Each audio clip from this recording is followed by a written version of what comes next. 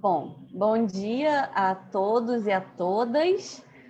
Primeiramente, quero me apresentar. Para quem não me conhece, eu sou a Lívia Carr, eu sou professora do CAP-UERJ e atualmente sou vice-presidente da Associação de Professores de Francês do Estado do Rio de Janeiro. E é um grande prazer estar aqui hoje, nessa manhã, trocando um pouco de ideias e aprendendo e discutindo sobre essa realidade que é ser professor de língua na escola pública brasileira, né? Então, para isso, nós teremos hoje uma roda de conversa que vai ser mediada pela professora Camila Ferreira. A professora Camila é professora na Faculdade de Educação da UF. E eu passo para você, então, a palavra, Camila, para que você possa dar início a essa roda de conversa hoje. Ok, olá, bom dia a todas e a todos. Queria, em primeiro lugar, né, agradecer às nossas convidadas, né, a professora Patrícia, a professora Andresa e a professora Adriana. Né, a gente sabe que no momento em que nós, professores, estamos sobrecarregados, sobrecarregadas, poder dar o seu tempo para a gente discutir, por mais que seja um assunto relevante, a gente sabe o quanto custa, né, a cada um de nós. No momento, né, em que várias escolas, né, estão ensaiando ou já retomando as aulas, e que a gente vive com tanta insegurança, muitas vezes, né, sem as condições básicas para essa retomada. Eu quero agradecer às convidadas por estarem aqui, quero agradecer à FERJ, né, essa associação da qual eu também faço parte. Quero agradecer à Associação dos Professores pela iniciativa, que é uma iniciativa muito importante nesses tempos, né? Ela sempre é, mas agora, nesses tempos, ela é mais importante ainda. E quero agradecer também aos colegas que vieram aqui fazer parte dessa discussão. A primeira coisa, gente, que a nossa ideia era realmente fazer uma roda de conversa, né? E aí, como o próprio nome diz, conversa, e a gente sabe que a conversa só existe quando há uma interação mais próxima. Então, eu quero convidar, né, todo mundo a se sentir bastante à vontade para abrir a câmera, para usar o microfone, né? Quem, por algum motivo, não quiser, porque às vezes a gente não se sente à vontade para isso, não quiser usar o microfone, quiser colocar alguma pergunta no chat também, claro, fique à vontade, né? Eu posso ler a pergunta, quem quiser falar, se quiser colocar o nome, para a gente vai ser muito bom. Bom, e como a ideia é uma roda de conversa, como nós pensamos essa roda? Nós pensamos em 3 eixos, que seriam 3 perguntas para as professoras comentarem, e aí, após cada uma dessas perguntas, a gente abre para quem quiser se colocar ou perguntar. Né? Eu estou falando aqui pergunta, mas às vezes a gente não quer nem perguntar, o que a gente quer compartilhar experiências, né? Porque escutar um professor falando sempre abre aí uma janela, né, para a gente pensar em várias coisas, para a gente se identificar e para a gente querer trocar experiências.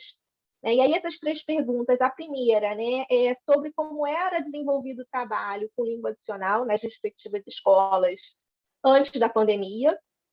A segunda, né, como foi esse trabalho, né, remotamente, o que foi possível, o que não foi possível fazer. E, finalmente, né, como cada uma das professoras vê esse movimento de retomada ao ensino presencial, não é, que vem ocorrendo em várias redes de ensino, né, principalmente as particulares, mas também as públicas. Bom, né, e aí, eu não sei, eu pensei na primeira pergunta, começar com as respostas em ordem alfabética, depois a gente vai mudando, mas se vocês também quiserem mudar essa ordem, fiquem à vontade. Né? E aí, bom, vamos lá, né? A primeira pergunta. Como era o trabalho desenvolvido com a língua adicional na escola em que você trabalhava no presencial? quais eram as dificuldades encontradas. E aí, eu vou primeiro convidar, então, a professora Adriana, né? A Adriana, que é professora de alemão no CIEP, professor Décio Ribeiro, que é uma escola localizada em Campo Grande. Ela é mestre em Linguística Aplicada pela Universidade Federal do Rio de Janeiro e atualmente é doutoranda pelo Programa Interdisciplinar de Linguística Aplicada da UFRJ. E aí, Adriana, então, como que né, no presencial desenvolvido o trabalho na escola, que a gente sabe que é uma escola, né, para crianças de anos iniciais, e o que já requer, né, todo um trabalho diferenciado. Primeiramente, bom dia a todos e todas. Quero agradecer o convite aí da associação. Sou professora de língua alemã, né, dentro desse projeto. Eu estou vendo aqui todo mundo falando bonjour, bonjour, e é o meu francês. O meu francês para aí no bonjour, né? Bom, esse projeto, eu vou falar um pouquinho sobre o projeto, que ele foi implementado em 2018 nas escolas do município, né? São 3 escolas envolvidas atualmente. Nós temos uma escola em Anchieta, uma em Campo Grande e uma na Tijuca. E nem todas têm os anos iniciais. Eu comecei a trabalhar com os anos iniciais nessa escola de Campo Grande, no ano passado. No ano passado, 2020. Com essa coisa da pandemia aí eu me confundo. Foi 2020. Quer dizer, eu trabalhei 3 semanas, eu acho, e aí a escola fechou por causa da pandemia. Tá? O que eu tenho de experiência mesmo no projeto, então, foi com, assim, fora essa experiência inicial, né, essa experiência no remoto, que com os anos iniciais, eu tive na outra escola em Anchieta, com o Fundamental 2. E lá, eu vejo isso como uma dificuldade, eu acho que na rede toda, para quem dá aula de língua adicional, é o número de alunos em sala de aula, né? Eu acredito que isso seja um empecilho. Eu tinha muita dificuldade em dar aula para 30, 40 alunos de alemão. Então, a gente tinha que estar sempre se virando com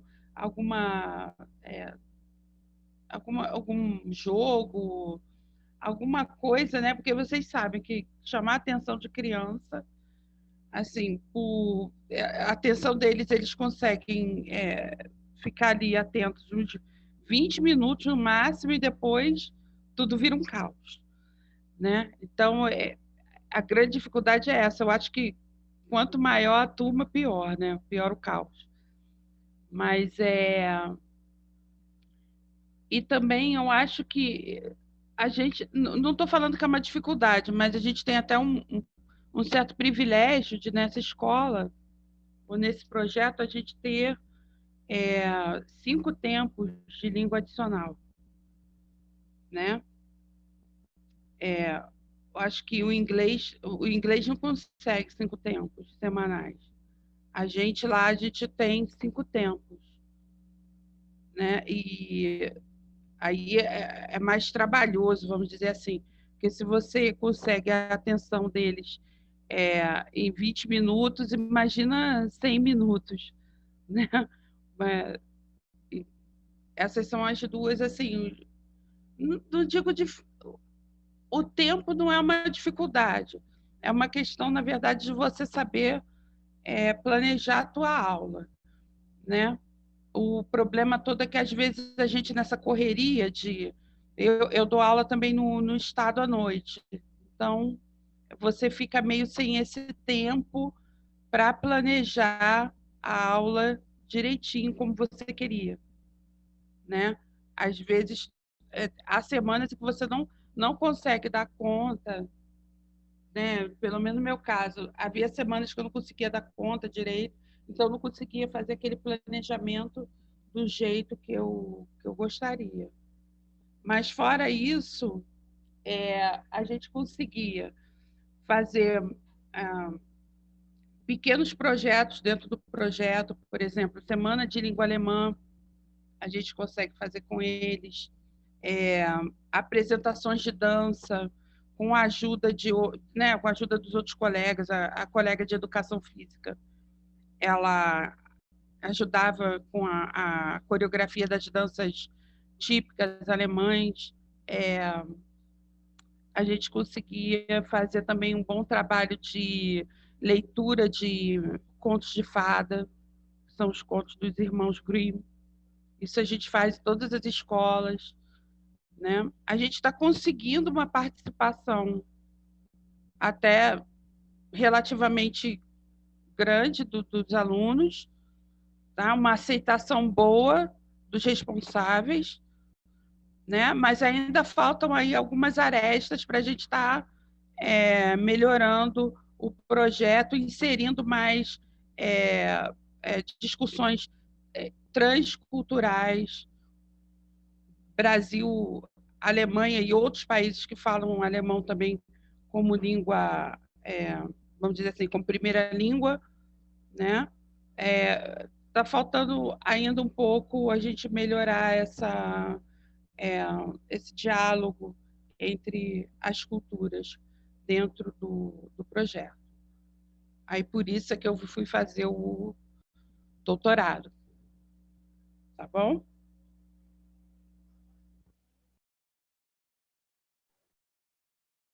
Ok, Adriana, muito obrigada. E aí agora eu queria convidar a Andressa para falar também, né? A Andressa, diferente da Adriana, né? Não tem esse desafio de trabalhar com as crianças, porque a gente sabe, né, que a gente ainda está engatinhando aí no ensino de línguas adicionais para crianças na rede pública, né? E aí é um trabalho ainda muito grande a ser feito. A Andressa, diferente, trabalha numa escola de ensino médio. Ela é professora de francês, língua estrangeira, e de projeto de vida e cultura no CIEP 449. Leonel de Moura Brizola, que é conhecido como Colégio Brasil-França, né? O Colégio Intercultural Brasil-França. Atua na rede pública estadual desde 2007 e ela é mestre em estudos de literatura pela Universidade Federal Fluminense. E na sua escola, Andressa, como funcionava, né, o ensino de francês como língua adicional antes da pandemia? O francês, na minha escola, como é uma escola intercultural, ele se divide em duas disciplinas, né? É o NIL, que é o núcleo integrado linguístico, e o FLE, tá? Então nós temos o NIL, que seria o laboratório, né? Que é o núcleo integrado linguístico. Nós dividimos com o ateliê científico. Então, como é feito, o que é o ateliê científico, né? Para começar, o ateliê científico é biologia, ministrada em francês. Os nossos professores de ateliê científico são formados em biologia e falam francês.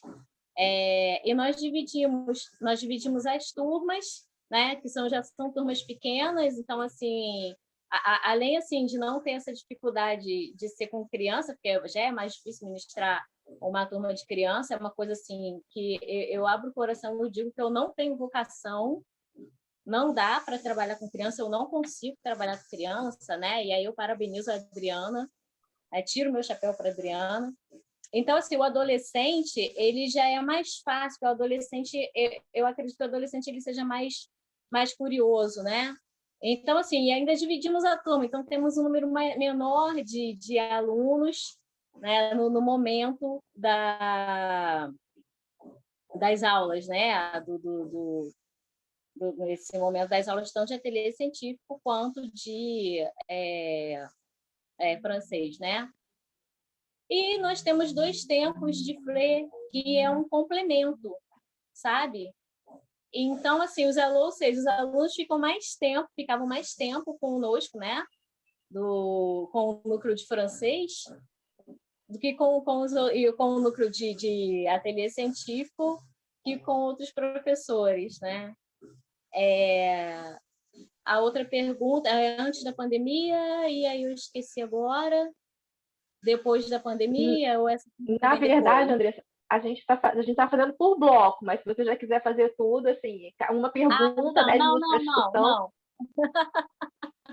Antes da pandemia é porque eu esqueço, né? Eu tenho um pouquinho de peso de memória recente. Não, era assim, tá? Então, somando, eram 10 tempos de francês. 10, 8 tempos de francês. Tá? E as dificuldades que nós tínhamos nessa época aí, pré-pandemia, eu não sei se eu chamo assim, né, antes da pandemia, o único problema que nós tínhamos era em relação aos recursos tecnológicos, de áudio, computador, mas, graças a Deus, assim, o parceiro, que é o consulado, o parceiro nos ajuda muito, sabe?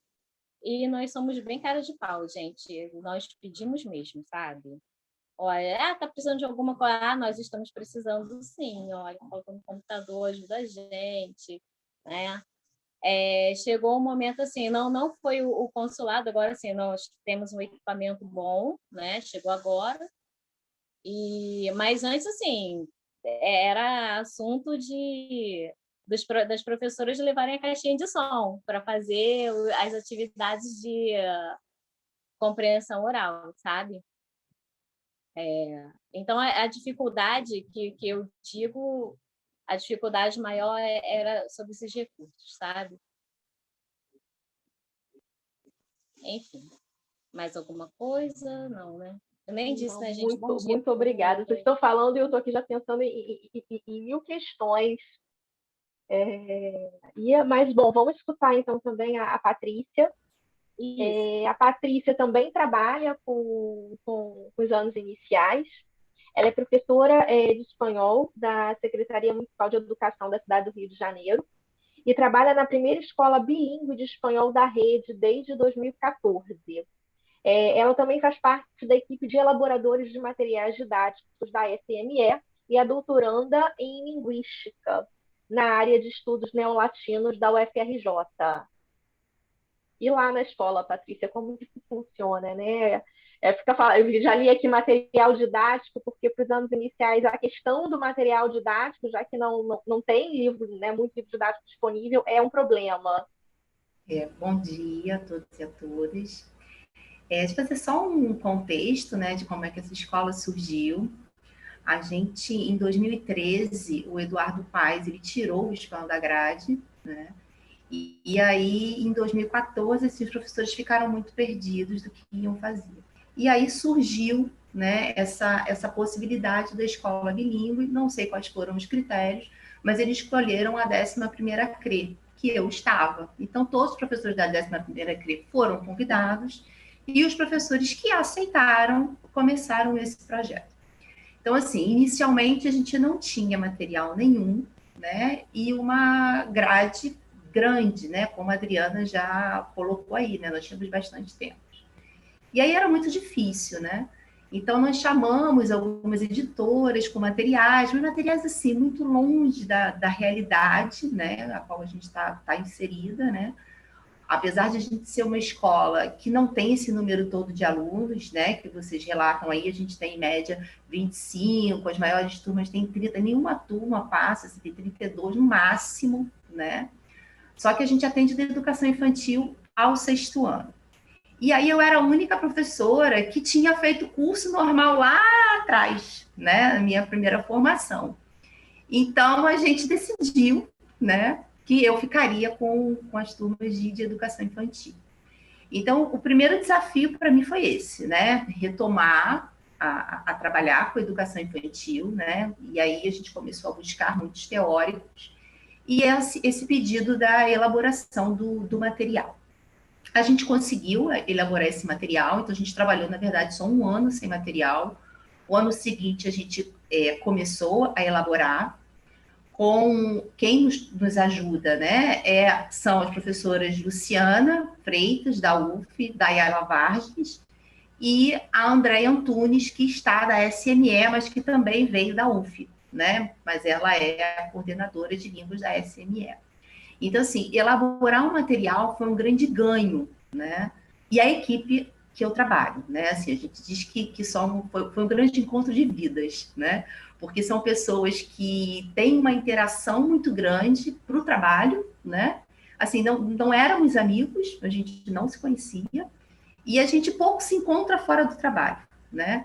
Mas são pessoas muito dispostas a construir uma escola pública bilíngue de qualidade, né? Eu acho que, assim, ser professor da escola pública é uma decisão política, né? A gente não pode, a gente precisa ter consciência disso, né? E então a gente começou a elaborar esses materiais. A educação infantil, assim, eu como a Andressa, né? Assim, no primeiro momento eu fiquei muito perdida, assim, muito preocupada, né? Porque eu entrava, eles corriam pela sala o tempo inteiro e eu não sabia como fazer, né? Porque assim, você pede com muito jeitinho e tal, eles não estão nem aí. Mas se você, né, um pouco mais enfático, eles choram, né? Então, assim, até você pegar esse ponto, né? Entender o que é falar com firmeza e com doçura, né? Nessa idade, eles têm 4, 5 anos, né? Então, são muito pequenos. E eu dou 15 anos semanais para eles, né? Então, o primeiro ano foi o primeiro ano de aprendizado, né? Eu também dei muita sorte, que eu peguei 2 professoras que elas ficavam na sala comigo, né? No primeiro momento, até eu aprender o nome de todas as crianças, né? Como lidar. Então, assim, eu dei muita sorte também com isso. E então, assim, elaborar um material já dá é como se a gente fizesse um planejamento das nossas aulas. Então, assim, o que eu vou fazer já está ali. Eu já escolhi os vídeos, já sei quais são os gêneros, né? A gente trabalha sobre uma proposta bakhtiniana, que trabalha com gêneros, né? Que, sobretudo, para as crianças, a Cláudia Rocha, que, se eu não me engano, é da USP, ela aponta, né, que são gêneros para narrar, para cantar, para brincar. Então, a gente foi por essa linha aí para poder organizar e fazer uma coisa que esteja, de fato, adequada. Os desafios, assim, né, que eu vejo, sobretudo, primeiro é entender a diferença entre escola e curso. Eu acho que, às vezes, tanto professores, né, que estão atuando na língua estrangeira, quanto a escola a qual a gente está inserida, confundem um pouco isso, né? Então, a gente começa a dar aula e acho que as crianças vão estar no pátio falando espanhol o tempo inteiro. E se não falam, a aula não está funcionando, né? Assim, tem essa questão. E sobretudo, assim, convencer os professores da escola, né, que fazemos parte, o que é esse projeto. Convencer e envolver, né? Porque a gente chega como estrangeiro, né?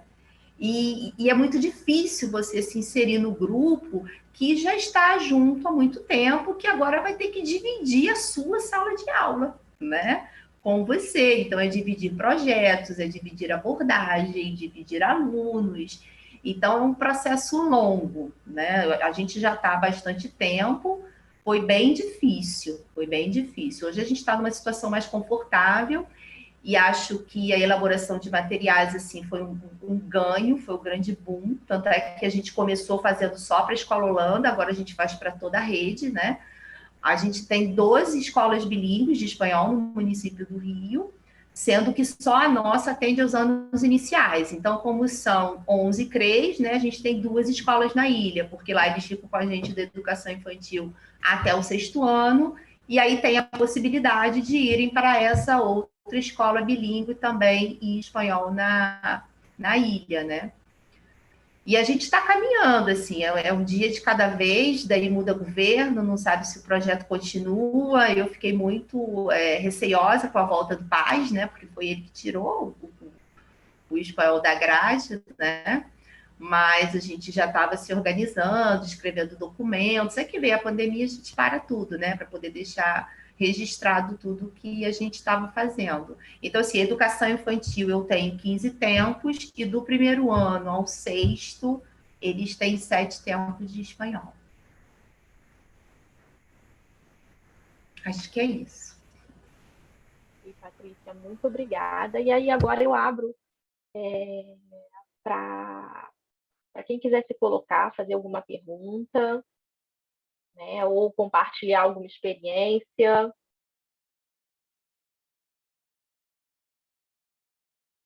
Alguém quer fazer alguma pergunta? Não? Tá. Assim, tem alguém perguntando, né, se tem 12 escolas, e a Clarissa perguntando aqui para a Patrícia, né, são 12 escolas bilíngues de espanhol no município. Tá fechado, Patrícia. Porque são 11 CREs, e aí tem uma em cada CRE, sendo que a Holanda, que foi a primeira da ilha, a gente começou com os anos iniciais, então tem 2. Por isso que a gente tem 12 escolas bilíngues que trabalham nas escolas que são de turno único, né? São sempre escolas de turno único. Agora, as escolas de turno único, não, acho que sim, porque aí eles pegam, além de língua estrangeira, tem projeto de vida, tem umas outras coisas que são inseridas, né, para o professor de língua estrangeira, que ele dá, eu acho que acabam dando 7 tempos também. Agora, educação infantil só tem na Holanda. Camila, posso comentar? Claro, rapidinho? fica à vontade.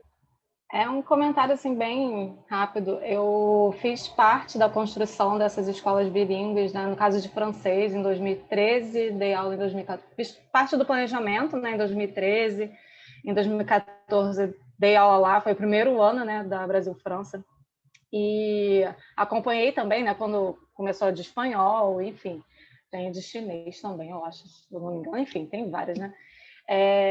E aí a Patrícia disse ainda há pouco, né, que ser professor de escola pública é uma decisão política, e de fato é mesmo, né? A gente viveu transformações ao longo de todos esses anos, já vai fazer daqui a pouco, né, 10 anos da existência delas, e de repente eu queria que vocês comentassem um pouco, de repente, o que você sentiu, Patrícia, que está há mais tempo, talvez, a Andresa eu não a conheço, né, mas não sei há quanto tempo está lá na Brasil-França, né, do que a gente perdeu e o que se manteve, o que pôde se manter, né, no objetivo dessas escolas, porque, enfim, são recursos necessários, a gente conta com a ajuda do consulado, muitas vezes, no caso da Brasil-França, mas nem sempre a gente tem apoio, e a gente precisa, na verdade, do apoio do nosso governo, né?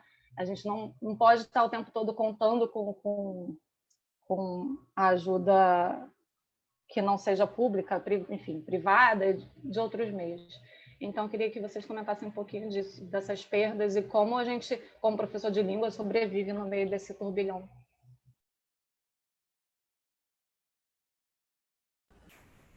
Posso começar, né? Já que ela falou de mim. Bom, Flávia, na verdade, a gente, em espanhol, a gente não tem apoio privado, né? A gente funciona com o que a gente consegue com a SME. Então, assim, a escola que eu trabalho tem uma sala de leitura, que tem o vídeo. Agora, a maioria das salas, elas têm data show, né? Então, o professor, ele consegue projetar, isso eu estou falando do dia a dia de aula, né? Projetar as atividades dele, porque geralmente a gente tem vídeos, né, para poder trabalhar com as crianças. Então, a gente conta com o que tem na escola, né? Agora, quando a gente faz alguns projetos, como, por exemplo, a gente tem já de espanhol certo, Latinidad e Dia de los Muertos, que é a festa que eles esperam o ano inteiro, né? Que é a festa mexicana que encanta todo mundo. Então, a gente vai pedindo, né? E muitas vezes, para algumas atividades, você acaba comprando uma coisa ou outra, né? Assim, quanto a isso, assim, não tem muito jeito, né?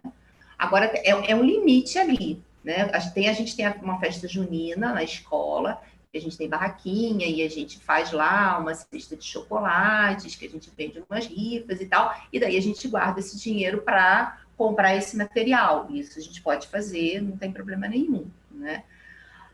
Agora, assim, estar dando aula de espanhol, estar na escola bilíngue, apesar da gente receber, né, num primeiro momento, uma enxurrada de críticas, sobretudo de professores, inclusive da universidade, né, que era um absurdo, que achavam que a gente tinha que lutar pela volta à grade e tal, mas, assim, é um dia de cada vez, né? O que a gente tem hoje é a escola bilíngue, né? Então, assim, ela tem que dar certo, porque nesse momento é o único espaço de resistência que a gente tem, é esse espaço, né? Então,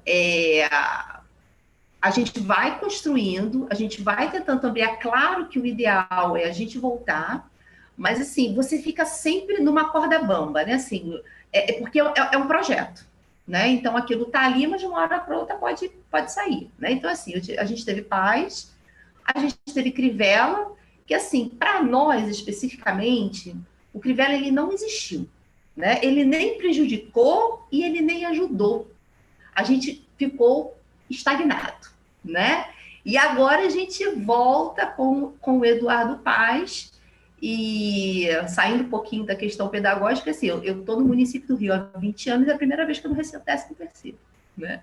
Então, são questões muito, muito difíceis, né? A gente fica sempre tentando adivinhar o que vai acontecer, mas eu fico pensando sempre que amanhã isso pode não existir, né? Para mim, a pior das questões que eu trabalho hoje, sendo professora de espanhol na SME, é isso, né? E eu me lembro que quando eu entrei para o município, eu fui aluna do município, né?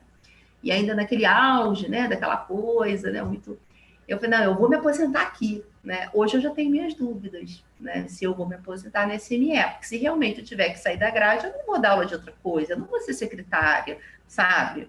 Eu fiz uma escolha por dar aula de espanhol. Então, a gente vive sempre nesse dilema, né? Assim, nesse momento, eu confesso que eu acho que lá na Holanda nós somos professores privilegiados, né? Com a estrutura que a gente tem, com o material, com os tempos de aula, né?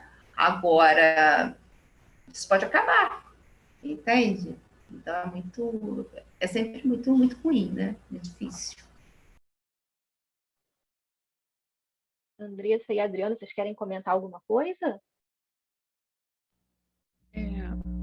Eu queria só... Tá me ouvindo? Oi? Oi, sim.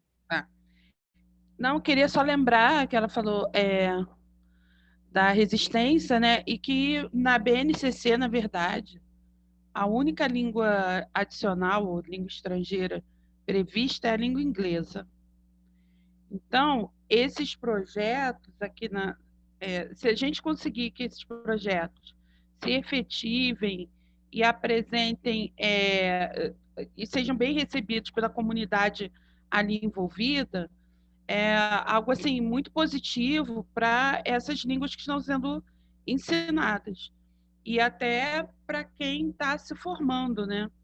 Pode ser que no futuro aí, sendo bem otimista, apareça lá um concurso para professor da língua específica, né? Porque eu, por exemplo, sou de língua portuguesa, dava aula de língua portuguesa até que eles me chamaram para trabalhar no projeto, porque eu tenho formação em português alemão na universidade, né? Então, é muito importante que o projeto dê certo nessas escolas, para que a gente possa estar oferecendo uma outra gama de idiomas que não só o inglês, né?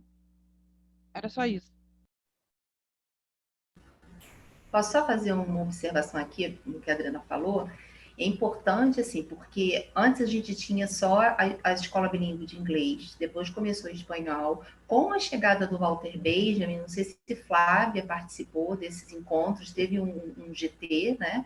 E que as pessoas, na época, ele estava como secretário de educação do governo do Crivella, e aí existia um projeto dele, que já estudava sobre escolas bilíngues, daí essa ampliação, né? Então, começaram a ter outras línguas adicionais, e não só o inglês e espanhol. E aí o Walter Benjamin depois, né, acabou sendo exonerado, mas felizmente, o projeto nas outras línguas, elas continuaram, né? Então, é isso, assim, depende muito de quem entra, né? E aí, assim, a pessoa que entrou não quis mexer no vespeiro, não, deixa como tá, já que ficou, já que fez, mas, enfim, só para lembrar que houve esse movimento, né, dos professores, quando eles queriam, na verdade, era volta para a grade, mas aí já não podia voltar para a grade porque batia da BNCC, que quando saiu, não tinha ainda a nova lei da BNCC, né? Mas quando foram para pedir a volta, aí a gente tinha uma lei federal que não permite que a gente volte para a grade.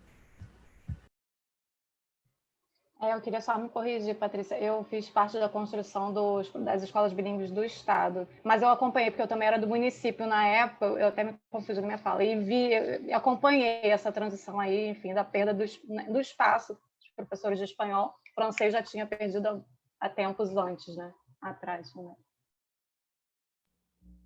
Né? Camila, o secretário era o César Benjamin, o Cezinha. Tá? Okay, mais algum comentário? A Geli? Sim, desculpa, é que sou francesa, ainda sou estudante, mas queria ser professora de francês no Brasil. Aí, se entendi certo, não tem aula de línguas na escola pública, só nas escolas bilíngues. É isso? Excelente pergunta. Língua estrangeira tem em todas as escolas, tá? Tem o inglês, nem que seja inglês ou espanhol, vai ter em todas as escolas. É uma coisa que é algo que me incomoda um pouco, sabe? Porque dentro da rede são realidades diferentes, sabe? Então, assim, nós três aqui trabalhamos em escolas diferenciadas, né? Eu me considero privilegiada.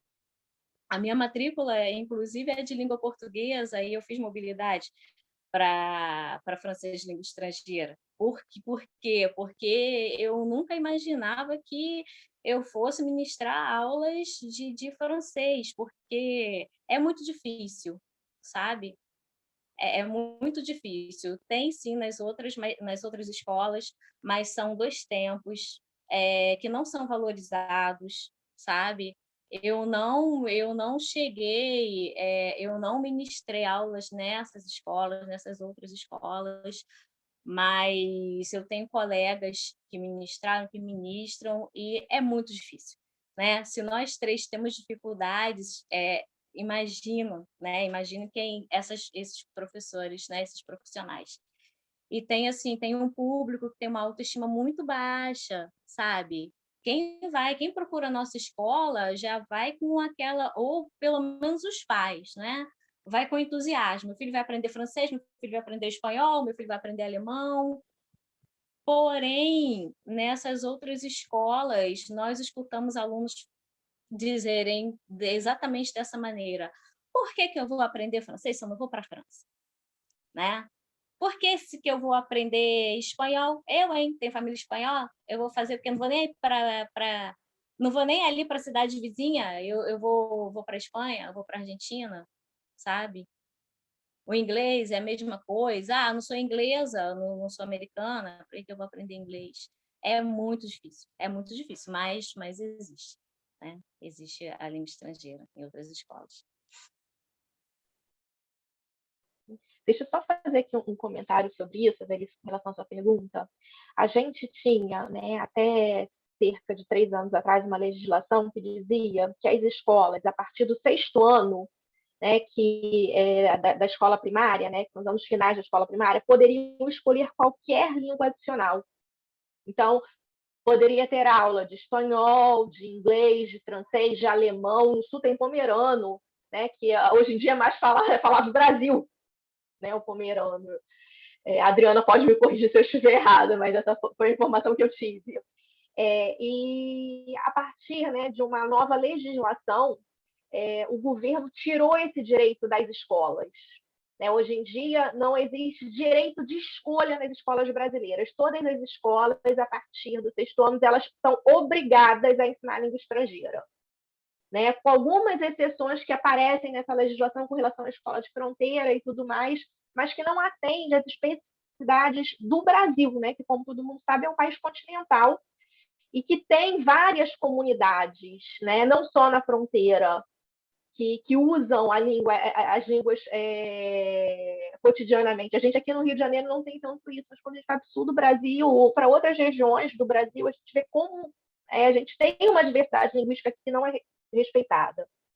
E, para além disso, a Patrícia e a Adriana acho que se encontram numa situação ainda mais difícil, porque não existe praticamente nenhuma legislação, nada no Brasil que respalde o ensino para crianças na escola. Né? O que traz um problema, por exemplo, com relação ao material didático, que agora vai chegar também nos anos iniciais do fundamental e do ensino médio, porque a gente tem um programa de distribuição de livro didático que é muito bom aqui no Brasil, um programa que foi se aperfeiçoando, que é o PNLD. Ano a ano, esse programa foi se aperfeiçoando, e hoje em dia nós temos livros didáticos de altíssima qualidade, de inglês e de espanhol.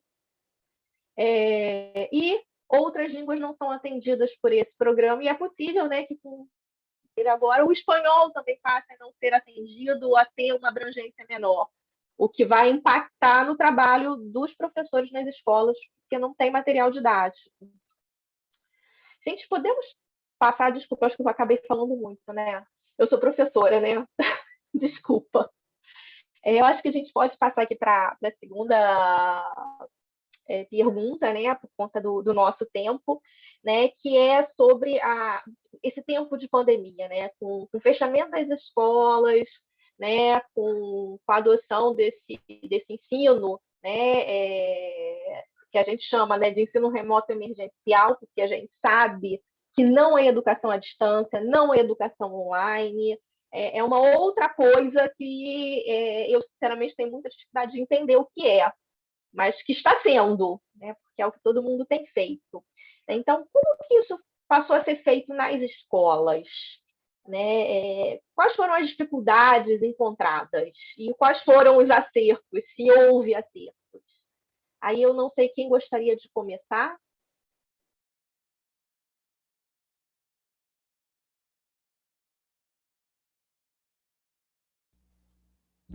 Eu posso começar?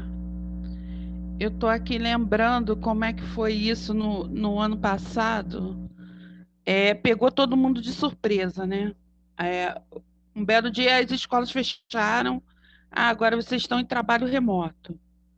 Aí eu comecei a pensar, mas como assim trabalho remoto? Como é que a gente vai alcançar esses alunos, né? Como é que vai ser esse trabalho?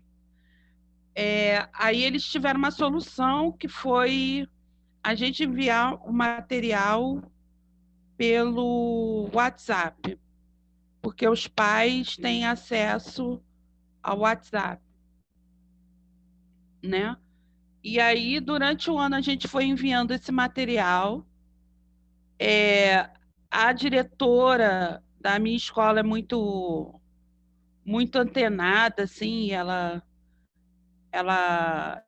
tem uma página do CIEP no Facebook, que todo mundo pode acessar. E lá tem uns vídeos das crianças fazendo o trabalho de casa. Ela pediu para a gente fazer uns videozinhos ensinando algumas palavras em alemão. Ela pediu para a gente fazer. A gente fez ano passado uma Oktoberfest virtual, e aí a gente conseguiu mobilizar lá um pequeno número de alunos para participar. A gente fez um The Voice em alemão, e aí eles gravavam os vídeos cantando as músicas, e a gente escolheu assim, os finalistas, e eles ganharam um prêmio, que a gente fez uma vaquinha também, deu uma grana para ela, e ela conseguiu comprar uns prêmios. Entendeu? Então, são assim, ideias assim, criativas, alternativas, essas coisas estão dando muito certo. Mas falar que no dia a dia da gente, a gente posta o material no WhatsApp e a gente tem um retorno, infelizmente o retorno é pequeno, porque a gente sabe que nem todo mundo tem acesso mesmo ao computador, celular, né? Às vezes é um celular na família toda, são 3 irmãos, 4 irmãos, aí tem que dividir aquele celular, tem que dividir um único laptop, se tiver o laptop, né? E várias pessoas perdendo emprego, não tendo também como pagar claro, enfim, tinha essas coisas. Esqueci o nome disso agora. Internet. Operadora de internet. Enfim. Mas eu acho que o que dá certo são essas iniciativas da direção, que são as festas, entendeu? E isso está agregando, está mobilizando os alunos. Sempre que a gente tem uma proposta diferenciada, uma coisa assim mais divertida, mais criativa, eles estão junto. Essa é a minha experiência. Ok, Adriana. É bom saber, né, que a gente tem, né, tanta dificuldade, mas que, né, alguma coisa dá certo, né, que, enfim, né, há iniciativas que funcionam, né. Patrícia e Andressa, não sei quem gostaria de falar primeiro, Patrícia. Posso falar? Só para poder seguir a ordem, eu sou virginiana, né? Como eu fui a última da outra vez, aí eu não quero ser a última agora, entendeu? Só por isso. Vamos lá. Lá na escola, assim, muito parecido com o que a Adriana está narrando, né? A gente foi pego de surpresa, daí veio essa história do WhatsApp, aí a coordenadora, junto com a direção, parece que compraram um cartão específico para a escola, daí a gente foi inserida em grupos, né?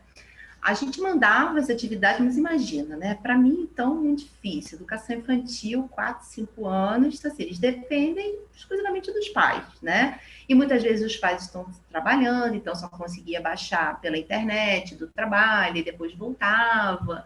E só que, assim, uma coisa positiva disso foi que deu para a gente, pelo menos, manter um vínculo afetivo, né? Então, eu dava um buenos dias, aí era aquilo, né, de manhã, de tarde, de noite. Buenos dias, me interessava a hora, né, tia, te amo. E daí a gente ficava assim, aí a mãe, às vezes, me mandava mensagem que não está querendo comer, está fazendo muita malcriação. Então, a gente ficou ali numa relação afetiva, né?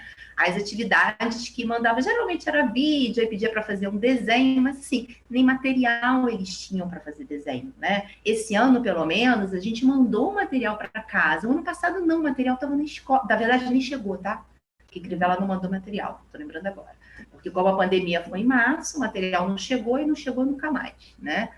Então, não tinha nem como mandar muita atividade para fazer, né? Era só para eles assistirem o vídeo, dançar, tirar uma foto, fazer uma pose, gravar algum áudio, alguma coisa assim. Mas o retorno, ele era realmente muito pequeno. A gente teve um retorno maior, assim, como a Adriana falou, numa gincana que a gente fez do Dia de los Muertos. A gente disse que daria prêmio para os que fossem melhores colocados, mas a gente deu prêmio para todo mundo, né? Porque a gente fazia sempre um bolo de minhoca. E aí eu fiz em casa os bolos, fiz pedaços, botei as minhoquinhas, porque assim, no México, né, existe uma bebida que tem uma larva, né, que é muito típica do México, tá, minhoquinha e tal, e aí a gente criou lá na escola o bolo de minhoca, né, só para fazer uma analogia a essa questão cultural mexicana. E eles gostam muito do bolo. E aí a gente levou o bolo para todo mundo, deu uns brindes, e aí foi a maior participação da escola assim no ano inteiro. A gente teve que fazer escala para eles irem pegar os brindes, né? Eu fiz uns livrinhos de pintura e tal, mas tudo muito difícil, porque assim, a gente cai em várias questões, né? Que é esse abismo social, né? E o letramento digital, né? Assim, agora depois a gente vai falar sobre isso, mas assim, eu acho tudo muito doido, né? As pessoas quererem que de uma hora para outra alguém entre no Classroom para fazer aula com a criança, né? Então, a gente tem a ideia de que todo mundo sabe manejar com isso, né? Não sabe, entendeu? Não sabe. As pessoas, elas não sabem, né? Mas, enfim, depois a gente fala sobre isso. Mas a minha experiência com as crianças, ela foi essa, né? Foi uma relação muito mais afetiva, que eu acho importante também, né? Que efetivamente pedagógica, ainda que as coisas têm que andar juntas, né? E como deve ser importante, né, esse acolhimento e essa afetividade neste momento para as crianças. Andressa, ir lá no Brasil França, né, que já é uma outra realidade, porque eles já são maiorzinhos, então... Pois nós tivemos a plataforma Classroom, né? E aí nós fomos apoiados pela Seduc. Levei até um susto no momento, né? Falei assim, nossa, a Seduc está nos apoiando aí com o Classroom. Bem, como é que eu vou dizer? Que não tenha funcionado. Funcionou, todos nós começamos postando as atividades, usamos o Meet nas disciplinas, sobretudo nas disciplinas específicas, as outras disciplinas também. Muitos professores fizeram aula por videoconferência. No início, nós tivemos uma resposta muito boa. Com o final do ano, os alunos foram desanimando. Porém, quem não desanimou, né, nesse final do ano, com uma pandemia que nunca acabava, né? É difícil quem está animado, né? Na verdade. Então, assim, mais uma coisa que me chamou a atenção na fala da Patrícia, da Adriana também, né? Um lado, assim, foi a afetividade, né? E isso foi muito forte também na minha escola, porque todos nós estávamos enfrentando dificuldades, tanto os professores quanto os alunos, mas os pais, o reconhecimento dos pais, sabe? Foi muito importante para os professores. Eles mandavam WhatsApp, aí trocamos o WhatsApp também, porque acontecia de um aluno não ter acesso, não conseguir acessar a plataforma por essa questão mesmo de ser um celular para a família toda, né? E o consumo de dados, o WhatsApp consome menos, e aí me corrijam se eu estiver falando uma besteira aqui. Mas, assim, então, assim, não conseguiu acessar a plataforma, pegava atividade, mandava pelo WhatsApp, sabe? E eles entre si, os alunos entre si, conversavam e tiravam dúvida, e nós, assim, nós fomos nos virando, sabe? E os pais, o reconhecimento dos pais foi uma coisa, assim, sem igual, sabe? Eles mandavam o WhatsApp para a coordenação, agradecendo o nosso desempenho, sabe? Parabenizando o corpo docente, olha eu falando besteira, parabenizando o corpo docente, sabe? E assim, nós ficamos mais próximos também. Nós sempre fomos, né? Lá na nossa escola, nós somos muito próximos dos nossos alunos, mas nós ficamos mais próximos ainda. É até contraditório, né? Porque o mundo virtual, ele se separa, né? Mas aproximou muita coisa também, né? Então, assim, é a afetividade, né? A resistência e a afetividade, eu descobri que a afetividade ela faz parte da resistência.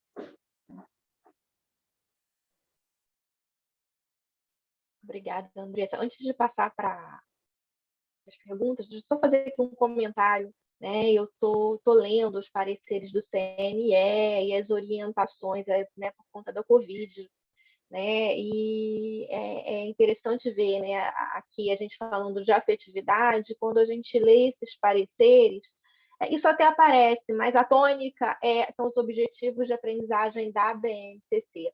Né? Esses dias eu escutei de uma professora da rede pública de língua portuguesa dizendo, aliás, da rede pública e da rede privada, eu tenho que colocar do lado lá, tenho que colocar o que eu fiz do lado, eu tenho que dizer qual é o objetivo de aprendizagem da BNCC que foi alcançado. E teve em um desses pareceres me chocou muito que o parecer ele tinha acho que 42 ou 43 páginas e era o número de vezes que a palavra aparecia a sigla BNCC. Ou seja, era como se fosse uma vez para cada página, né? E assim, se fala em condições, né? Em acolher os estudantes, em acolher os professores, mas me saltou muito aos olhos essa questão de sem prejuízo para o conteúdo, né? De acordo com os objetivos da BNCC, como se neste momento fosse mais importante. Eu, escutando vocês falar, foi a primeira coisa que eu pensei, que eu lembrei, né, desses pareceres. Eu, nas minhas anotações, até coloquei, tive por tantas páginas, tantas vezes aparece a palavra BNCC. Eu acho agora que eu vou fazer a busca também por outras palavras, como acolhimento, afetividade, afeto, para ter esses dados, né, numa próxima conversa, porque eu acho que isso é bastante relevante, mostra um pouco, né, para onde está indo a educação brasileira, ou para onde estão tentando levar. E aí, queria saber, né, quem quer comentar alguma coisa, fazer alguma pergunta. Eu estava com tanta vontade de falar que eu atropelei, né, gente? Desculpa. Eu queria só comentar uma coisinha. Eu achei engraçado, né, a fala delas de, assim, ter uma relação mais para amigável, né, com os pais, porque a experiência na escola onde eu trabalho, assim, tem uma relação um pouco mais tensa, né? A gente tem recebido, assim, muita cobrança de oferecer mais aulas síncronas, de, assim, ocupar mais o aluno, né? E, ao mesmo tempo, uma dificuldade imensa deles em lidar com o que está sendo feito, né? Que já está bastante reduzido. Eu trabalho no Colégio de Aplicação da UERJ, né? Eu tenho atualmente turma de 6º ano, mas o francês ele é ofertado do 6º ao ensino médio, né? Então, é engraçado essa relação, né? Porque é uma situação, assim, delicada, né? Porque os pais querem que os filhos estejam ocupados o máximo de tempo possível, mas simplesmente, assim, não andar para adaptar e ocupar a criança a manhã inteira, por exemplo, né? Como a gente faria numa escola. E é uma dificuldade grande, né? De compreensão aí da comunidade escolar com a própria escola, né? E eles em si encontram dificuldade, mesmo sendo adolescentes, né? A gente pensa assim, um pouquinho maior, vai se virar, acho que não é. Tiro até pela minha sobrinha, né, que tem 13 anos, está estudando esse ano numa escola pública em Niterói. E, assim, para se organizar é uma dificuldade muito grande. E a gente, dessa loucura de trabalho remoto também, não consegue dar conta, mesmo sendo professor, olha só, né? Dar conta de acompanhar, de orientar, de ajudar ela a se organizar. Outro dia, conversando com uma psicóloga sobre isso, ela falou, Helena, de fato, os adolescentes, na verdade, eles já têm em si uma dificuldade de se organizar por conta das transformações da idade, né? Então, ele já tem uma mudança ali corporal, hormonal, que já traz, assim, uma desordem dentro da vida deles, e dentro desse contexto de pandemia não é uma coisa fácil também para eles, né, se organizarem. Então, tem várias questões, né? O fato de a gente oferecer não significa que a família vai conseguir se organizar. Não é só uma questão de acesso, né? É uma questão também de conseguir se organizar em casa, né, na rotina, criar uma rotina. Nem todo mundo consegue. Eu mesmo tive muita dificuldade. Quando iniciou, assim, para me organizar, eu tive muita dificuldade. Até hoje, eu acho que eu tenho um pouco de resistência ainda. Faço, quero fazer o melhor, mas, de fato, assim, eu me sinto atropelada. Como se eu estivesse sendo atropelada por essa questão do remoto. Então, só queria trazer um pouquinho aqui de desabafo. Compartilhar um pouquinho, né, das que a gente está vivendo. Mais alguma pergunta ou comentário? Clarissa, fica à vontade para fazer pergunta. Oi, bom dia. Eu não sei se tem mais alguém de fora do estado do Rio, mas eu sou de Santa Catarina, e aí de Florianópolis, então eu tenho um outro contexto para apresentar para vocês, né, para comentar, que aqui é bem... Pena que aquela menina francesa, a Zélie, né, que a Zélie saiu, porque a pergunta dela é bem interessante de saber como é que é no Brasil. O ensino do francês no Brasil, ele muda de região para região, de estado para estado. Rio de Janeiro e São Paulo são duas ilhas, né, em termos de ensino de línguas estrangeiras, pelo número de escolas, pelo número de estudantes, de professor.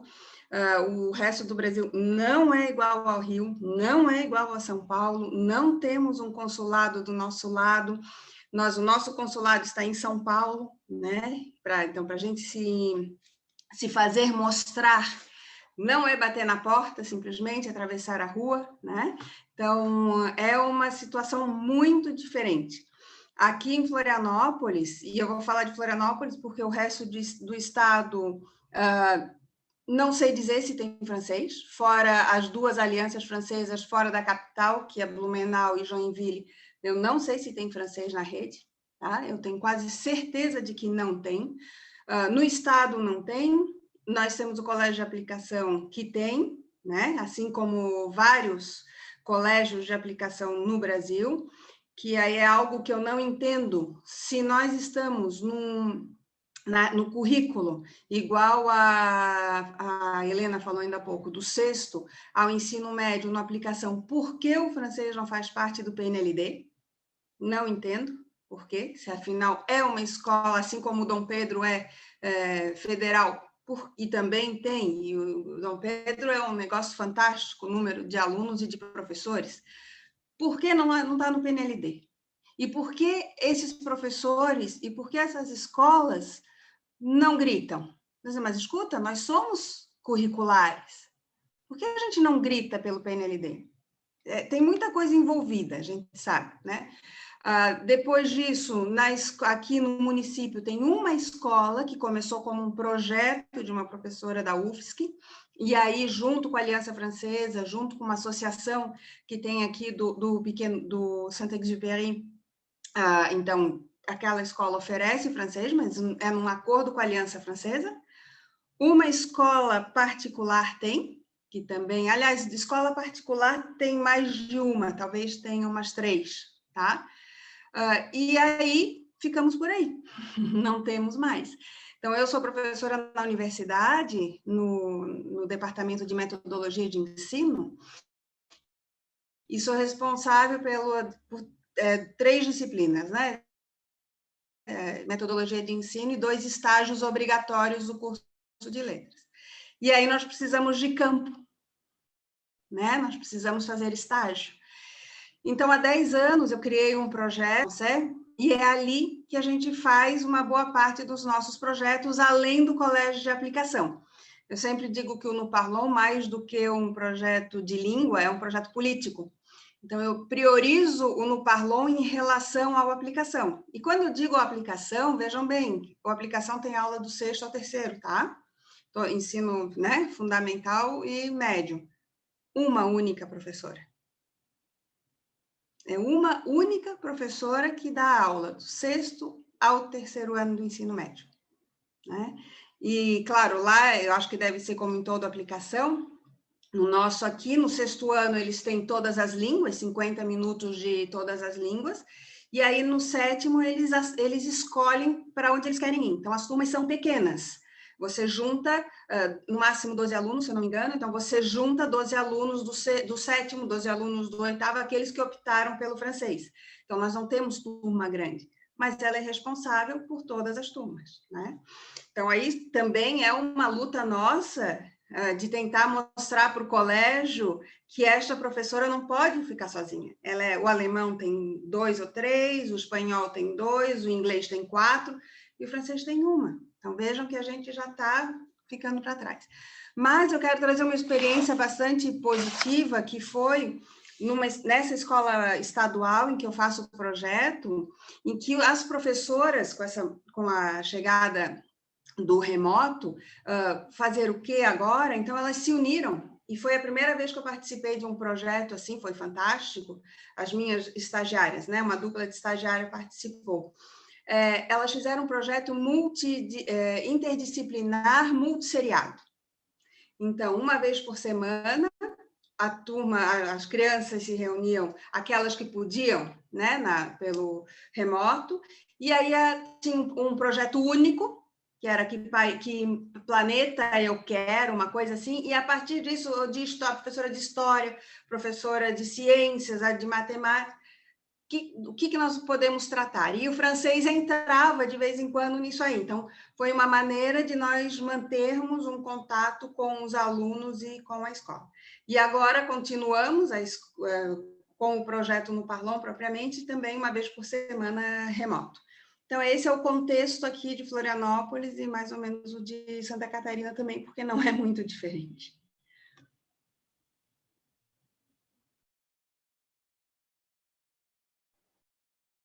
Clarissa, muito obrigada. É curioso que eu acabo de descobrir que nós, em universidades diferentes, fazemos exatamente o mesmo papel. Eu sou professora de estágio da Federal Fluminense, aqui em Niterói. E realmente é muito diferente, né, de um estado para outro, de uma região para outra. Aqui no Rio de Janeiro, de uma escola para outra.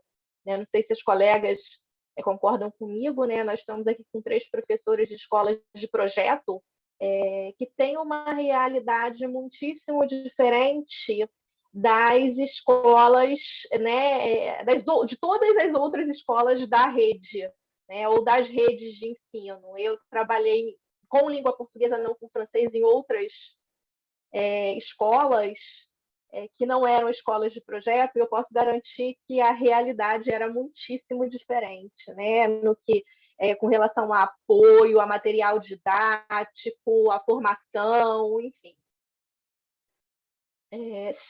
Sim, trabalho com a Thelma, só que a Thelma trabalha na Letras e eu trabalho na Faculdade de Educação. E aí eu acho que a gente pode passar para a terceira pergunta, né, que é como esse retorno, esse movimento de retorno ao presencial tem sido visto, como tem acontecido com vocês nas escolas.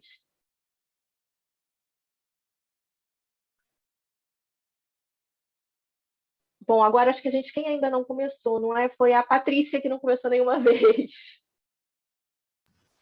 É verdade. Vamos lá. A gente tem algumas escolas, eu até tinha esse número aqui, mas não vou lembrar. Acho que a gente tem mais de 200 escolas, enfim, da rede municipal. E aí 10 escolas voltaram presencialmente, né? E a minha escola não voltou, né?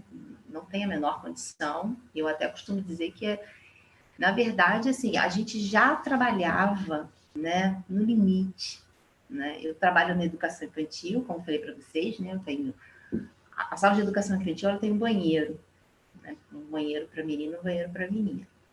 E eu e a professora regente, a gente lava o banheiro 2 vezes por dia, né? Porque não há pessoal para lavar o banheiro. Então, assim, o que vai acontecer é que as crianças vão ficar usando o banheiro e no final do dia lava-se o banheiro. Uma menor condição, entendeu? Eles estão aprendendo a usar o banheiro, né?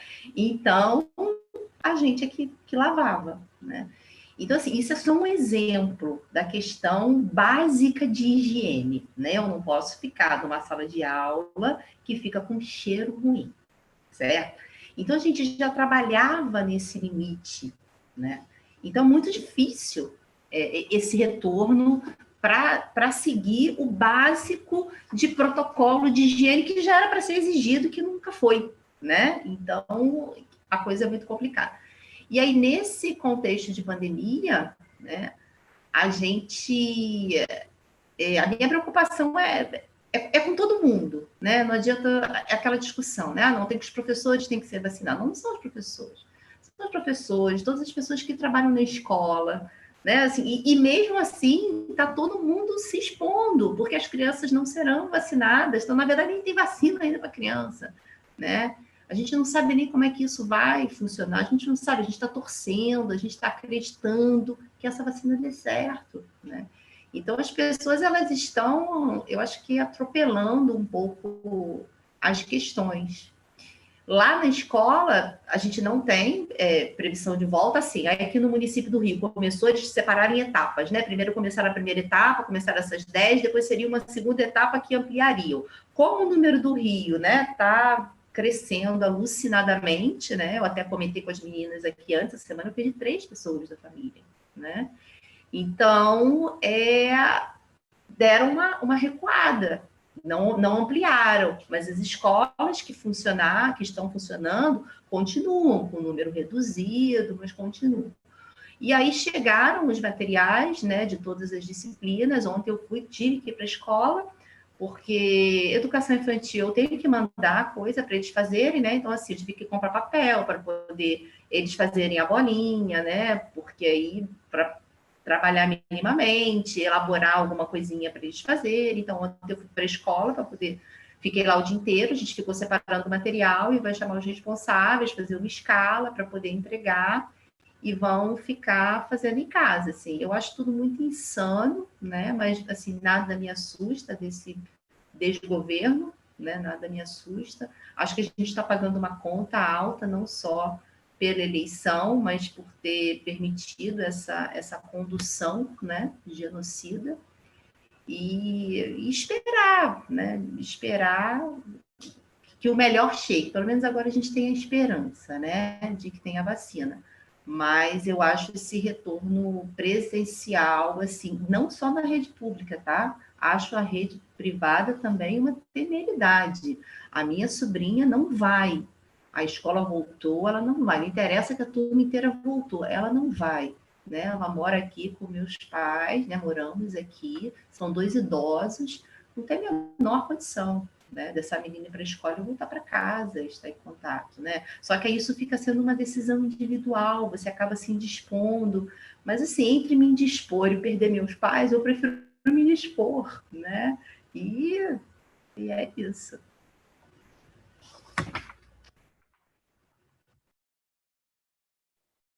Obrigada, Patrícia. Eu acho que é o dilema que muitos temos vivido, né? Muitos de nós têm vivido esse dilema cotidianamente. A Andressa, e como é lá no... né, o que tem acontecido, o que tem se esperado da rede estadual? Estamos perdidos nesse sentido. Algumas escolas já estão com aulas presenciais, mas assim, com muito poucos alunos, através de apostila. Na minha escola, nós estamos testando o Aplix, que é um aplicativo que, segundo o secretário de Educação, ele não consome os dados dos alunos de internet. Então, nós entramos pelo aplicativo e postamos a atividade no Classroom. Tá? Estamos em teste ainda. Alguns professores fora, né, das comorbidades vão à escola para auxiliar os alunos, mas nós ainda estamos aprendendo, né, a manusear o aplicativo, né? E eu e a professora Daniele Pascotto, nós estamos indo da escola dar aulas de reforço para o Delphi, né? Que é uma certificação que eles têm. O Delphi aí para a Patrícia e a Adriana seria o DELI para o espanhol, né? O Cambridge para o inglês, e para o alemão eu não sei o nome, Adriana. O diploma, o certificado, né? É B1? Isso B1, aí. O nome do... Oi? Mittelstufe certificado intermediário. Esse nome lindo aí que eu não vou conseguir pronunciar tão cedo, né? Mas nós estamos, e como está sendo esse reforço, estamos fazendo o que podemos fazer, né? A quantidade de alunos é pouca, e eu estava conversando com a direção, a coordenação, com a Daniele também. Não temos como julgar, gente, não temos como julgar, porque é tudo muito incerto, sabe? Nós temos alunos que vêm a minha escola é em Charitas, né? Mas tem alunos que vêm de Itaboraí, sabe?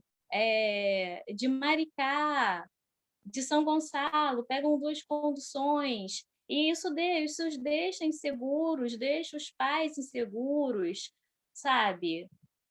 E, enfim, quem pode assistir aula presencial, assiste, quem não pode assistir, chama a gente no WhatsApp. E assim vamos vivendo, né? Sim. Eu acho uma loucura. Eu acho uma loucura. Eu acho louco. Porque, primeiro, não tem um consenso. Ou vai ser, né? Como é que a gente vai trabalhar, né? Não há um consenso.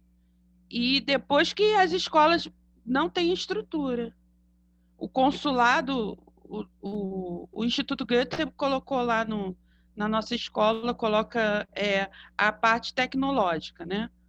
Colocou o telão super moderno e tal. Essa parte toda eles providenciam para a gente. Mas a estrutura da escola, eles não podem mexer, correto? Então, a escola não tem água. Não tem água para você lavar a mão. Entendeu? Então, a minha escola não voltou. O banheiro dos professores estava sem água um dia antes de fechar. Né? E aí, um banheirinho, um banheiro de menina, de menino, perto do refeitório. Aí você tem que fazer aquela fila para o cara lavar a mão antes de pegar a comida. Não é isso que teria que ser feito? Como é que vai fazer isso na prática numa escola que trocentos alunos ao mesmo tempo descendo para fazer a refeição e sem água todo dia? E como é que não tem como? É louco, entendeu? Eu, por exemplo, eu trabalho em Campo Grande, mas eu moro num bairro perto do Maracanã. Então, são 11 estações, né, ida e volta. E aí a Supervia resolveu, eu estou aqui falando Rio de Janeiro, né? Mas imaginem, quem não é daqui, que é uma rede ferroviária, né? E que leva você para Campo Grande é quase outra cidade, de tão longe que é do centro do Rio. Então, a Supervia ainda resolveu diminuir o número de trens para lá, para aquela região. Então, vai todo mundo, assim, lata de sardinha, o dia inteiro. Não tem um horário em que o trem é mais vazio, entendeu? É louco. E quem é o professor hoje em dia que não tem comorbidade, gente? Quem é? Eu tenho pressão alta, entendeu? Quem é o professor que não tem comorbidade nas duas redes, né? Gostaria de conhecer. Nossa, só uma observação aqui, a Adriana estava falando, eu lembrei de uma coisa. Além dessas coisas da higiene, né? Como é que vai funcionar a logística, é tudo muito louco mesmo. A gente teve uma capacitação no final do ano passado, gente, que assim, eu ri, né? A primeira coisa, assim, com a educação infantil, você tinha que marcar o chão com fitas coloridas para que as crianças ficassem nas fitas. Falei, gente, a primeira coisa que eles vão fazer é um querer trocar a fita, né? Um vai querer pular. Assim, são pessoas realmente que não vivem a sala de aula. Porque você achar que você vai deixar uma criança dentro de um quadrado e que ela vai ficar naquele quadrado, porque eu determinei que ela tem que ficar naquele quadrado colorido, sem contar que eu tinha que usar uma capa de chuva, uma máscara, um não sei o quê. E a criança chega na primeira semana, chora o tempo todo, você tem que pegar a criança. Quer dizer, a criança vai ficar com mais pavor ainda da escola, né? Porque quem recebe a criança é um alienígena. Então, assim, são coisas tão surreais, né? Porque acho que também estão perdidos, né? Ou seja, querem voltar a qualquer custo, e aí ficam criando mecanismos que, na prática, não há como nem fazer que dirá funcionar, né? É tudo uma grande temeridade.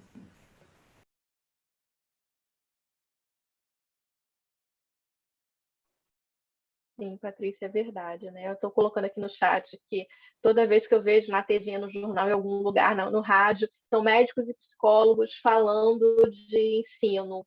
Nada contra médicos e psicólogos, entendo perfeitamente e né, sei da importância desses profissionais, mas fico pensando onde é que está a nossa importância, né? Porque ninguém me pergunta quando está passando mal o que tem que tomar. Né, ou quando está com problema, né, algum problema de ordem emocional, pessoal, familiar, ninguém vem conversar comigo, a não ser que seja um amigo me pedindo um conselho, mas ninguém vem me pedir um tratamento para isso, ninguém vem perguntar qual o protocolo para problemas de saúde ou para problemas psicológicos, mas o protocolo para a educação é dado por outros profissionais. Isso é uma questão para a gente refletir, né? Vou fazer aqui um comentário também, né, na fala da Andressa, pensando um pouco o que a Clarissa falou, né, de que aqui a gente tem o consulado.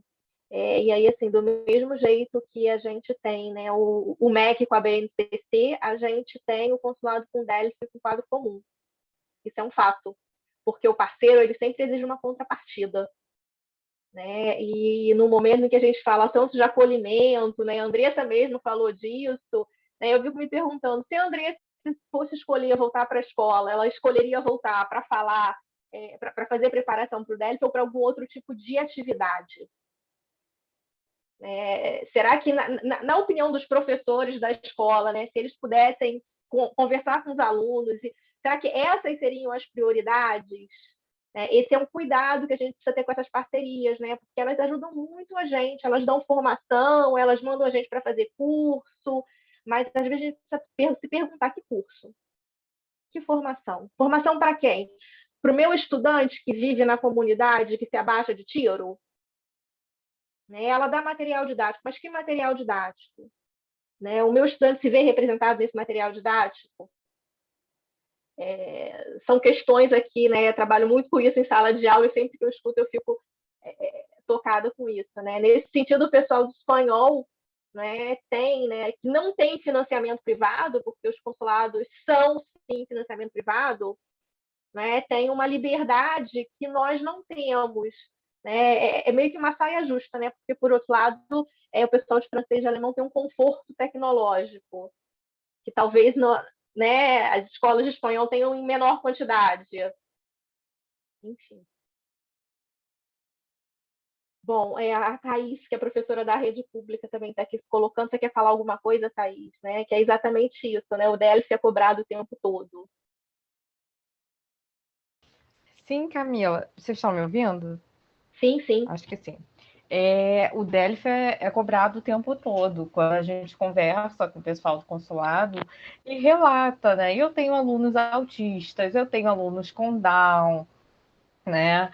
É uma realidade muito diversa. Tenho alunos em vulnerabilidade socioeconômica, muitos alunos negros, e as propostas de material didático são com aqueles materiais didáticos, né? Propaganda da França, com crianças brancas. A gente questiona isso, se não tem como, né, adquirir um material didático com mais referências africanas, por exemplo, para os alunos se identificarem. A gente questiona formação, como a gente vai trabalhar com a educação inclusiva, né, com esses alunos com necessidades específicas, e tudo que a gente recebe é DELFA. A gente tem que preparar para o DELFA, eles contam a nossa carga horária, já fazendo as contas para qual seria a carga horária anual para o aluno conseguir fazer um DELF no final do ano, e se o aluno não consegue, é meio como se fosse subentendido uma ineficiência da nossa parte como professores de francês, né?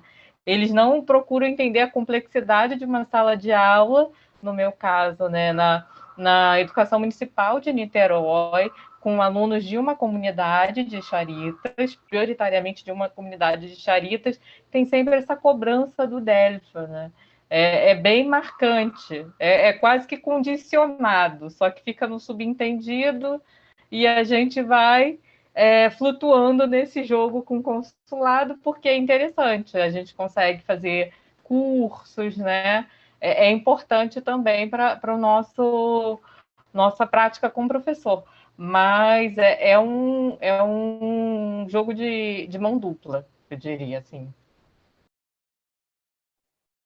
E curioso que a Thaís volta em alguma coisa que já foi falado aqui, né?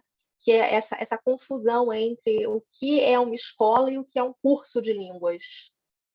As escolas não são curso de línguas, ou pelo menos não poderiam ser. Eu acho que é nosso papel lutar para que elas não sejam, que elas não se tornem curso de língua. Aquele velho conflito de objetivos que aparecia lá nos PCNs e nas ACENs. Tem uma professora de espanhol lá do meu departamento, a Luciana Freitas, que ela, de vez em quando, ela fala assim, estranho, né? Tem aula de educação física, mas ninguém pergunta aí se os alunos são atletas. Tem aula de biologia, mas ninguém quer, né, que todo mundo saia formado biólogo. Mas, estranhamente, para a língua adicional, você tem que sair falante nativo, né, preferencialmente. Porque o meu sotaque do Mutuá não serve, tem que ser sotaque de Paris. Mutuá é o bairro, gente, de São Gonçalo, onde eu nasci e cresci. Né? Então, o meu sotaque lá do Mutuá, que é o sotaque que eu tenho, ele não serve, só serve, né, Paris. Então, são questões para a gente pensar. A gente já está passando do tempo, mas eu queria saber se alguém quer fazer algum comentário ou alguma pergunta.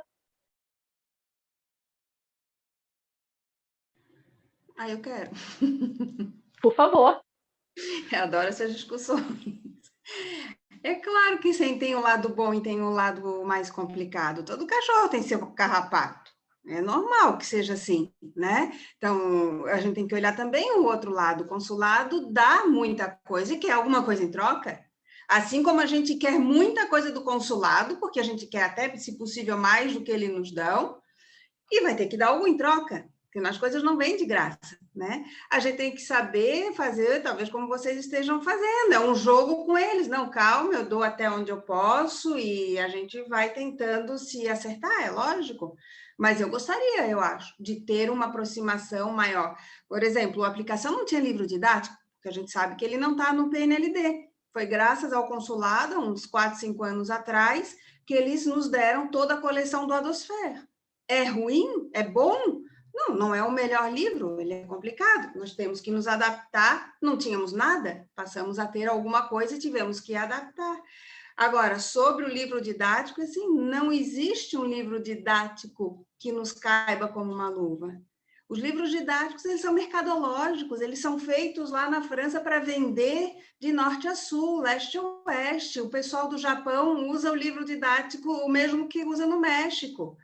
Entende? Então, não tem. O papel do professor, aí é que precisa dessa consciência, é saber trazer o livro didático para o contexto e criticá-lo, né? Mostrar, escuta, eu até agora, justamente o contexto agora da minha turma de metodologia é essa análise. Eu não sei se vocês chegaram a ver, eu posso passar o link. Teve uma live no final de novembro com a professora Edileise Mendes, da UFBA, sobre interculturalidade. Foi muito interessante, tá? E justamente essa questão, quer dizer, o livro didático, ele por mais que ele se diga francófono, né? Vai falar de francofonia, mentira! É França, é Paris, é branco, o negro ele é colocado como algo étnico, sabe? Ele não é colocado como aquele cidadão que mora em Paris, igual o parisiense. Não. Então, ele é elitista, ele tem... As críticas poderiam ser várias aqui do livro didático. E justamente essa crítica a gente tem que levar para a sala de aula, né? E para criticar. Quer dizer, eu não trabalho com livro didático, com exceção da aplicação, porque nesse projeto que eu tenho, que é no Parlons Français, de extensão, que está, além daquele colégio, está no IFSC também, né? No Instituto Federal, nós não temos livro didático. Nós não temos como ter. Eu trabalho por projeto. É uma liberdade gigantesca, né? Então, quando eu faço a formação com os meus futuros professores, a ideia é essa também. O livro existe, mas a gente vai vai consultar quando a gente achar que é necessário. Aprender a dar aulas sem ser escravo de um livro didático, né? Porque é muito fácil, você tem um material ali, e aí você não teve tempo de preparar a aula, mas os autores já prepararam. Então, a gente chega ali, ouve um áudio, lê o texto, os exercícios estão prontos. Porque demanda tempo do professor para ele preparar uma aula fora do livro, né? Que muitas vezes a gente não tem. Enfim, então, eu trabalho com livro didático, também daria uma outra live aqui, uma outra reunião de horas, que é muita coisa. E é isso. Vou passar o link, então, para vocês da live, que eu achei muito interessante. Patrícia pediu para falar, não é isso? É só um comentário, assim, por isso que, assim, eu acredito na autonomia da elaboração de materiais, né? Eu acho que a gente tem muita gente boa, com muita formação, com muita capacitação, e que a gente precisa, sim, buscar esse espaço de sermos elaboradores dos materiais, né? A gente acabou, durante muito tempo, ficando refém dessas editoras, né? E que eu acho que o material é isso, Clarice, a gente tem que usar, a gente não tem que ser refém do material, mas a gente tem que ir também contra essa hegemonia aí desses materiais que vêm de fora e que a gente tem que fazer, né? Eu acho que tem muita coisa que dá para se fazer, né? Assim, tem que ter vontade política, tem que ter organização, tem que ter planejamento, é passo de formiguinha, né? Mas eu acho que a gente tem que ir construindo esse espaço enquanto elaboradores de materiais, né? Porque essas pessoas, e por que essas pessoas podem elaborar esses materiais e temos que usar esses materiais? Nossa, tem muita gente boa que pode fazer isso aqui também, né? Então, acho que a gente tem que buscar parcerias aí e construir, né? Faço coro aqui com a Patrícia, né? A gente tem, né, na rede, no Rio de Janeiro, que eu saiba, né, por enquanto, só o espanhol tem material didático próprio. Inglês também. Inglês também tem. Porque antes eles usavam um material que era da cultura inglesa, que, veja bem, Clarissa, era um material que a cultura inglesa não usava mais, não servia mais para eles. Então, aquele material estava encalhado, foi para o município do Rio. Pra você ter ideia, quem falava inglês era um extraterrestre. Então, quer dizer, o inglês é uma coisa de outro mundo, né? Era uma coisa muito assustadora. E aí acabou-se o convênio, porque esse convênio foi feito do governo de Eduardo Paes, no governo do Crivella não tinha um acordo, que foi um acordo milionário, esses acordões aí de grana. E aí o pessoal de inglês passou a elaborar. Eu acho que não sei se desde o ano passado, eles também começaram a elaborar o material. Uhum. Enfim, o material de espanhol eu conheço pouco, mas alguma coisa eu conheço, né? Foi uma parceria com uma colega minha lá da UF, então eu cheguei a conhecer alguma coisa do material também, tive a oportunidade de escutar o pessoal de espanhol falando sobre essa produção de material, e, assim, tem uma questão também de interesse político, né? O material de espanhol não prepara para o DELE. Essa é uma questão importante. Então, também não tem interesse político atualmente no Rio de Janeiro, pelo menos provavelmente, para a produção de um material didático próprio que não prepare para o DELF, por exemplo. Que interesse vai haver para isso, né? Foi o que você falou, né, Clarissa? Todo cachorro tem seu carrapato. Né? Então, talvez, né, o pessoal de espanhol tenha um pouco mais de dificuldade técnica, por exemplo, para produzir esse material. Né? Porque tem muita gente boa, mas, olha, programa... Né? Eu com os meus alunos, né, uma das tarefas do segundo semestre é produzir uma unidade didática. Né? A gente prepara a atividade de leitura do primeiro, a gente avalia material didático, e eu faço questão de levar material didático de várias línguas, faço questão de mostrar qual é e qual não é aprovado pelo PNLD, para eles saberem a diferença de um material aprovado pelo PNLD e darem importância a esse programa. E aí, no segundo, o desafio é preparar uma unidade didática. Porque eu, como a Patrícia, acredito realmente na importância do professor, né, preparar o seu material didático, mesmo a gente sabendo que isso nem sempre é possível, né, por questão de tempo. Né? Se você trabalha em 2 escolas, como é que você prepara material didático? Né? Quando não é escola de projeto, é um tempo, são 2 tempos por semana. Se você tem 12 tempos, se você for 40 horas no Rio de Janeiro, então, gente, lá na FM ferrou, né? Desculpa a expressão, mas quantas turmas você vai ter se você for 40 horas numa escola que não seja de projeto? Como é que você vai preparar a aula para todo mundo? A gente sabe que nem sempre é possível, mas é assim, né? O que a gente quer ver lá no horizonte, onde a gente quer chegar, é essa produção de material didático. Só complementando, assim, a gente também não precisa ter essa preocupação com o DELE porque a gente está no fundamental, então, assim, eles nem têm idade ainda para fazer a prova do DELE, né? Isso seria uma questão, talvez, com o ensino médio, que também nem sei se a gente teria que fazer isso, mas eu acho que é o ganhos e perdas, né? Só que no estado, o espanhol, acho que ele nem existe, né? Eu acho que nem tem aula mais de espanhol no estado. Se tem, é um tempo, eu acho, por semana, entendeu? A situação é bem mais complicada. É porque em francês, né, nas escolas de anos iniciais, é uma preocupação o DELF, né, para se implementar o DELF escolar, ou o DELF escolar, o DELF PIM, desculpa, eu falei errado aqui, né, que seria o DELF da escola primária. Então, existe aí uma pressão para a implementação desses exames para as crianças. Aí a pergunta que eu me faço e que eu coloco lá na discussão nas minhas aulas será que será que essa é a prioridade? Não estou dizendo que é importante ou que não seja, né? Claro que qualquer certificado é importante para a formação, mas será que essa seria a prioridade para essas crianças? Será que essa seria a prioridade do objetivo do ensino da língua espanhola na escola? É essa pergunta que eu deixo aqui. Então, gente, mais... Pois é, Clarice.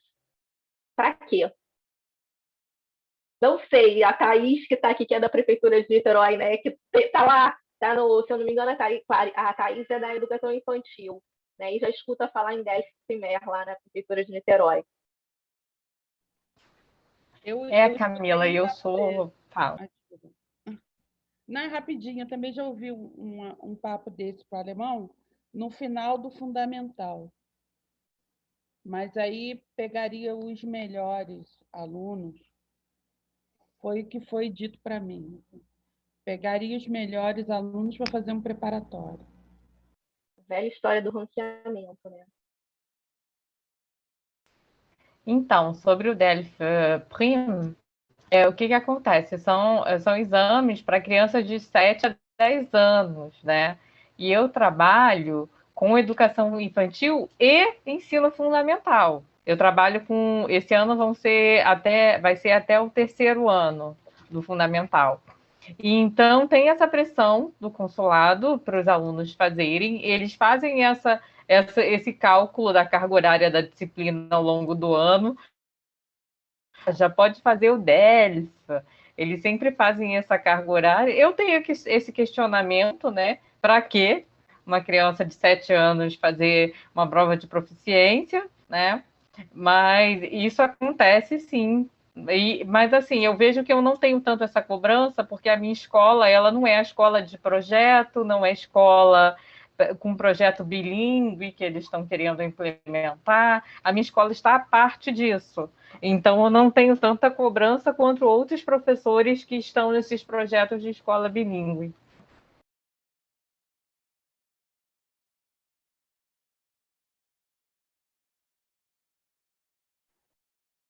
Que é para onde vão todos os holofotes, né? Para as escolas dos projetos.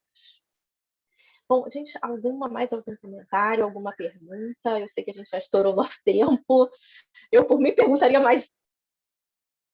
Nossa, eu tenho aqui, eu vou anotando aqui na minha tela do computador, eu abro uma tela do Word e vou anotando. Eu tenho aqui mais uma página de anotação, mas eu sei que não dá tempo, infelizmente. Alguma observação, alguma pergunta, alguma questão? Não?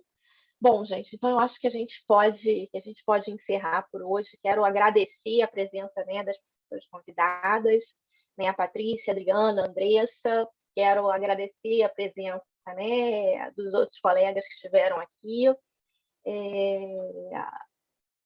Foi uma conversa muito produtiva, muito agradável, né?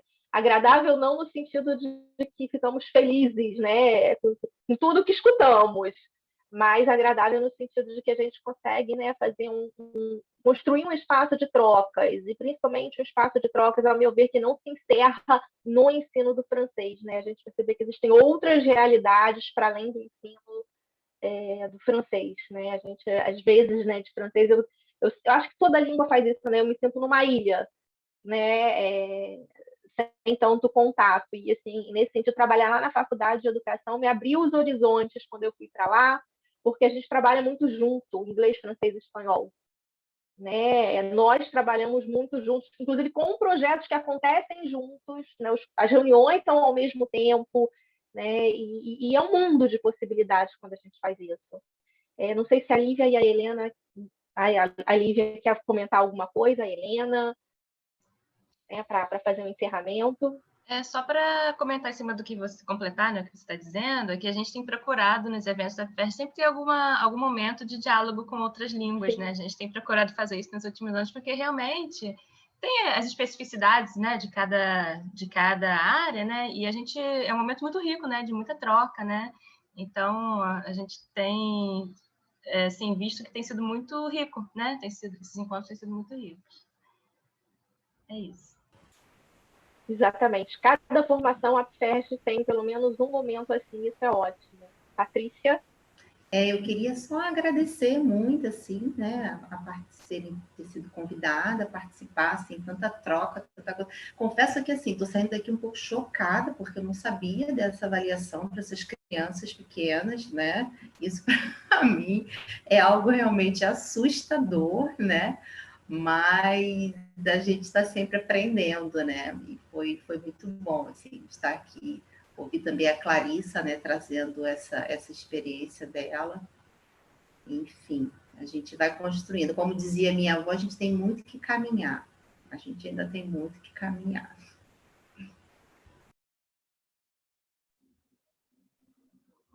Andressa e Adriana, querem comentar alguma coisa?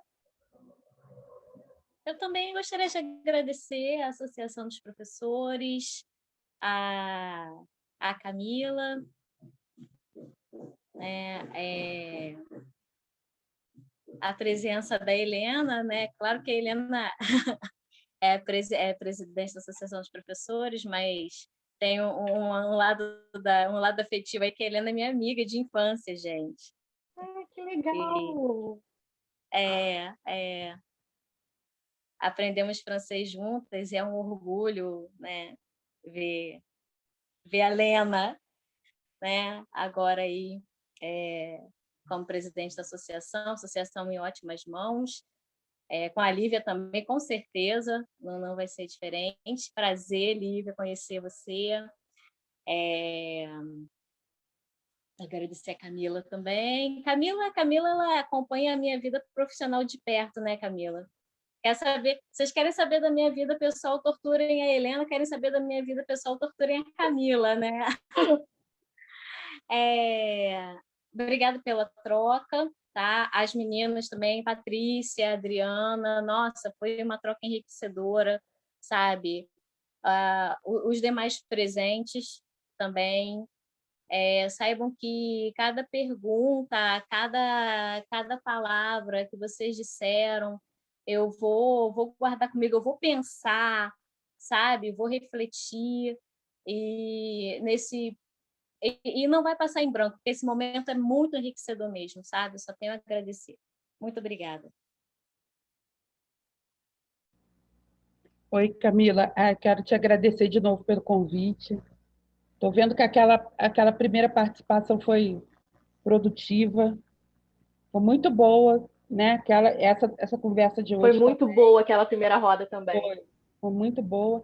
A de hoje também, eu conheci outras realidades, né, do francês, principalmente. A Patrícia eu já conhecia, ela participou de uma roda também lá da UFRJ.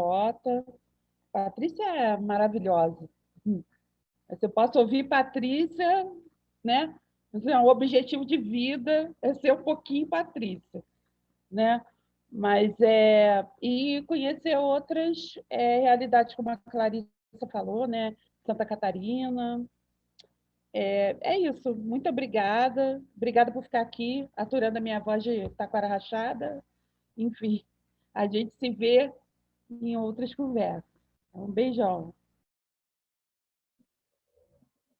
Bom, então, em nome da FERJ, eu gostaria de agradecer primeiramente, né, a Patrícia, a Adriana e a Andresa por terem aceitado esse convite. E, claro, a Camila, por, além de estar com a gente aqui na FERJ, ter mediado essa roda de conversa, que foi tão enriquecedora, né? Eu acho que, como a Helena já disse, a FERJ vem fazendo esse trabalho de tentar trocar, né, com outros profissionais, com outros colegas de outras línguas, a gente tentar um pouquinho se apoiar e aprender um com o outro, né? Porque, afinal de contas, estamos todos no barco do ensino de língua e a gente sempre vai ter algo a aprender. Então, eu gostaria de agradecer mais uma vez a todos e também a todos os participantes que vieram aqui, trocaram um pouco dessa experiência com a gente e que a gente se encontre em breve em uma nova oportunidade. Muito obrigada a todos. Se alguém tiver mais alguma pergunta, eu acho que não, né? A gente já pode encerrar, então. Então, a bientôt, até breve e que a gente se encontre. Como é que é em alemão? Hasta luego. Bis bald. Bis bald. Bis bald. Tchau, gente. Tchau, gente. Muito obrigada pela participação. Obrigada.